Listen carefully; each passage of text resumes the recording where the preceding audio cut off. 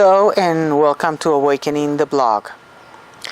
Today I would like to talk a little bit about the importance of seeing beyond suffering. And what has taken me here today is the challenging week it has been. I thought that by flipping the page over and closing the book of my twin flame story that the story would be over, but there's always things to learn and process as a ripple effect of the afterwards effect of the relationship. And though I've been really enjoying getting to know this other human being that I'm calling my soulmate and learning to see how things unfold, this week was a great challenge when I woke up one day and I received some questions about the twin flame story.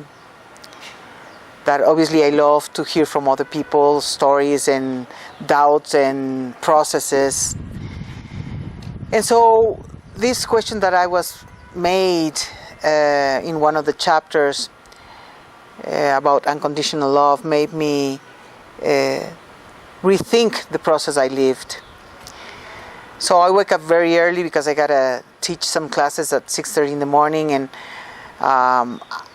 I read the comment, and then when I came here to work, I started teaching the aqua gym classes, and suddenly a song that has not been played for years on the radio, on our online radio station,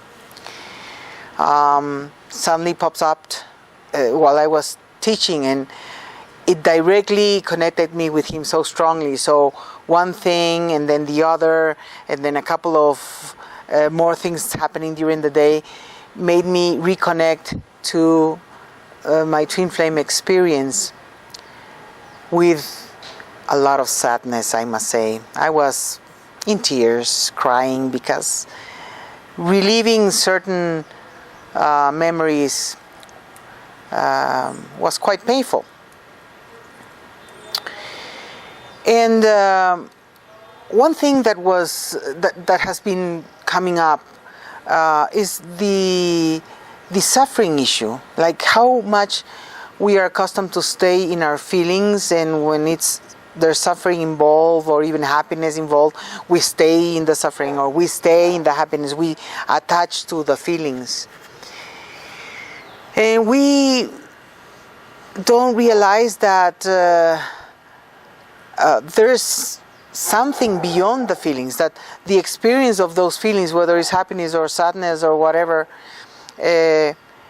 it's to give us an experience and to help us have a realization of the gift behind either the happiness or the sadness. And I have mentioned before that I have come to understand that why there's a lot of suffering involved in the twin flame relationships, and mainly it is because things are not happening our way, and as we discover our depths or our soul awareness and the other person doesn't, it is quite frustrating, and trying to sort of accept the differences in the situations is quite hard. Obviously we all would want to fuse and come together with our twin flame, because it's that part of us that's so deep in our roots of existence. Yet realizing that doesn't really happen until it has to happen, but what it brings in our lifetime, especially in the era we are living, it's extremely necessary, because we need to change our psychic structure, from the roots of what has been built up, conditioned for centuries. And twin flames are the only ones that can really, really touch us so deep and so profoundly as to hurt us so strongly for creating this facing of ourselves in such depth. Now that I am experiencing this and getting to know this soulmate experience, I realize how much my twin flame gave me. Not at the personal level, because as I mentioned in the chapters before, the personal level has always been horrible, but at the spiritual level. And it is now, after everything is over and I'm able to live new experiences, that I realize that I've been always afraid of being loved and loving.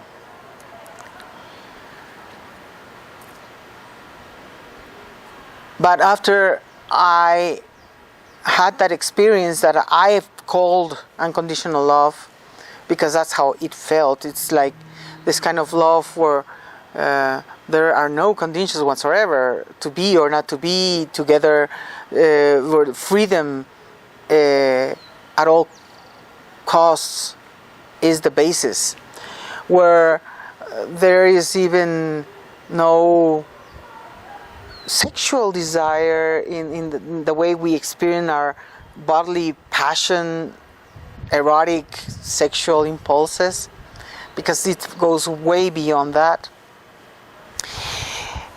And now that I am sinking into new experiences, I realize how much I've learned and how much I've not seen of myself, because I thought I was loving myself, but I was loving a part of me, not the whole of me. I was not loving my physical world, me, as much as I was loving my spiritual experience, higher self, me. And I didn't realize that until I started having the after effects of the ending of my twin flame story. And so then I can say, okay, I'm making some things up because I am adapting the story in my head for my own benefit. But then I have to be very, very honest and true to myself. And if something else that I've learned is to be able to sense the deeper truth of the heart, because the heart has many levels, and we could stay at the superficial ego level of the heart and stay in just the feelings and desires, but the real heart is very deep, and we have to go there to see things. And I personally feel as of now that I'm not lying to myself when I feel that my twin flame, in spite of the horrible personal relationship we had, his soul was so full of love, in order to help me change so many things internally, and especially to set me free, to let me go, to have new experiences that can make me sort of become more aware.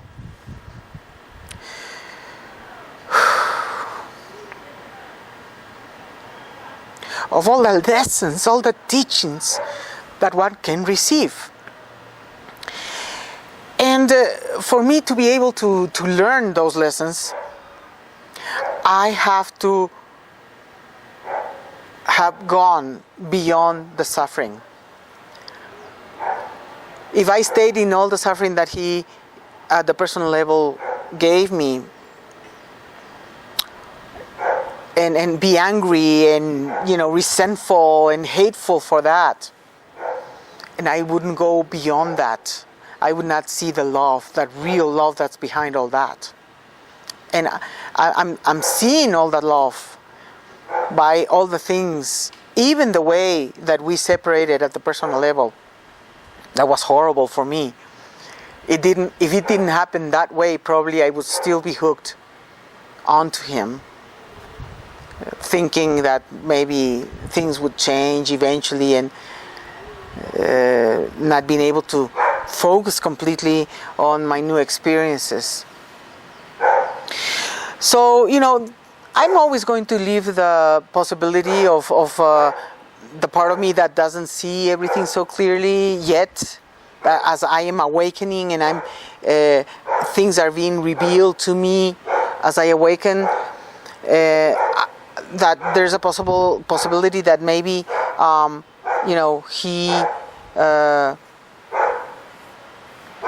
seen this way because I have the need to, but yet I also want to be able to trust my inner self, trust the inner impulse that is letting me know that there was such a huge act of pure unconditional love to give me this freedom to live life, to have new experiences, and realize that I can manifest this awareness of loving myself in a whole way and attracting this kind of love to my life with someone else. So seeing beyond the suffering, how do we do that? Oh gosh, it's like when we are experiencing the feelings and we are going through hell, it is quite difficult to see beyond. Yet it is possible. We just need to find the way to go into the depths of our hearts. I cannot tell you how I did it because I just did it. And putting words into the mechanism I use, it's not going to help you. But I can say it is possible. It is possible to really go very, very deep in the heart, to see the other dimension behind all this realm of power struggles and ego desires and not having our wishes fulfilled. So if we see beyond the beyond, we can see the love. We can see beyond the personal relationship and accept with huge gratitude the divinity of pure love. So try to find that place in your heart that's beyond the suffering. Love is just, it's complete. It's oneness. It's totality. Is freedom. Is allowing. There's even no need to forgive anything at that level because there's nothing to forgive. Really, really, it's amazing. I also mentioned last video that relationships happen at different dimensions, different levels, and I want to pinpoint that out again. Like at the spiritual level, there's one relationship, and at the personal level, it's another pace. And we can be very connected at the spiritual dimension, and at the personal level, we need to go in a slower pace because we need to discover things, we need to understand with a rational mind and with an emotional heart and with our body, all the things involved in the relationship. And so this is a very interesting and magical part of the relationship, how to be able to align that. I just wanted to bring that out because I started mentioning that, but I think it is becoming clearer and clearer how